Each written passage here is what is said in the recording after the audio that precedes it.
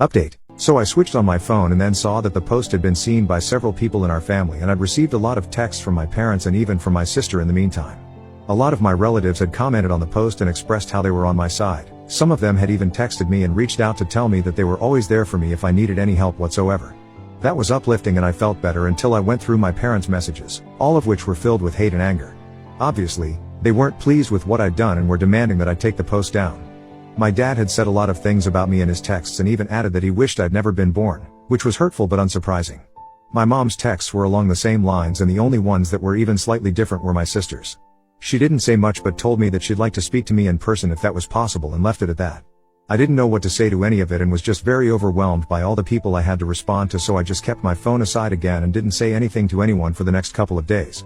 But what I did was block my parents because I didn't have any intention of talking to them anymore. I knew they were legally bound to keep sending money for me until I turned 18, and apart from that, I didn't think I had any reason to speak to them anymore. My aunt was also fine with it, and if my dad had tried to contact her in the next few days, she didn't inform me about it, and we pretended nothing had happened at all, which meant that she was on my side and supported whatever I'd done. That was enough for me, and it was all the support I wanted or needed. For the past week, I barely had any contact with my parents, but today, they showed up outside my school while I was about to leave and they looked pissed.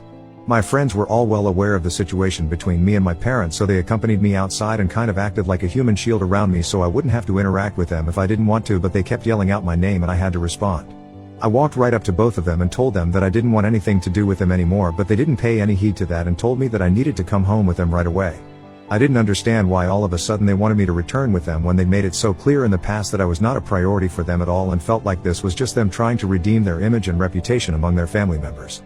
So I told them that I wasn't going anywhere with them until they told me what was going on, as a way to try and get to know why they were acting like this all of a sudden. On one hand, they looked pissed off, and on the other, they still wanted me to come back home with them.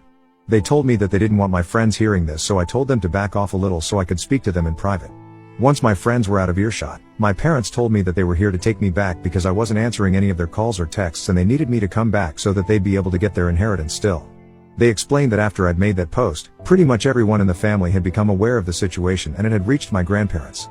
My paternal grandparents are quite well off, and they threatened my dad by saying that if they continued to treat me like this, then he'd lose his inheritance. They'd been told that if they didn't try and reconcile with me, treat me better, and make sure I was loved and looked after, then whatever my father was supposed to inherit would end up going to my aunt, since she was the one taking care of me even though she didn't need to. And my dad couldn't afford to lose the inheritance because it was a significant amount of money. My parents had a decent combined income of their own, but I know that had I been in their place, I probably would have also wanted the same thing for myself. The only difference is that I would have had enough brains not to make it seem like I was doing me a favor by saying that they'd take me back, because they weren't doing me a favor. They were doing this for themselves and not for me, and even then they didn't have the common sense to at least act like they were willing to let me live with them. So I said that I didn't care about whether they got their inheritance or not, and walked away without bothering to wait and hear them out, even as they screamed at me to come back. I took the bus back to my aunt's house and told her what had happened at school, and she seemed annoyed as well. To ensure that this doesn't happen again, she's contacted her lawyer so we can do something about my custody. Of course, it's still my parents who still have their rights over me, and that has to be changed if I want to live with my aunt. I also called up and thanked my grandparents for trying to fix this, but I also told them that I really didn't want to go back to living with my parents, because now that I'd spent a couple of days living with my aunt, I finally felt like I was free. Living with my parents had been nothing short of suffocating, and I'd kept hoping that things would change, but they never did. My grandparents didn't live in the same city, so we didn't meet often, but whenever we did, at family gatherings and the holidays, my parents were always on their best behavior, so they wouldn't know how I was treated at home. It wasn't as if I was treated with cruelty, but it was more like ignorance and avoidance. On the surface, it all seemed fine, but if people spent a couple of days with me at my parents' house, they'd know that they mostly pretended I wasn't even there and cared only about my sister. And after she got pregnant, that just got worse, and I was pushed to the sidelines altogether. So I told my grandparents all of this, and they reassured me that if that's what I wanted, to live with my aunt, then they'd make sure that it happened, and if my parents signed away their rights, then they'd make sure everything I needed was paid for by them. I was happy after that conversation because things were finally looking up for me, but it didn't last long, since I just received an email from my dad a couple of hours back. It was not hateful or mean, but just disappointing. He said that there was no need for me to post what had happened online and make this so public when the word of what had happened would have reached my grandparents anyway through my aunt.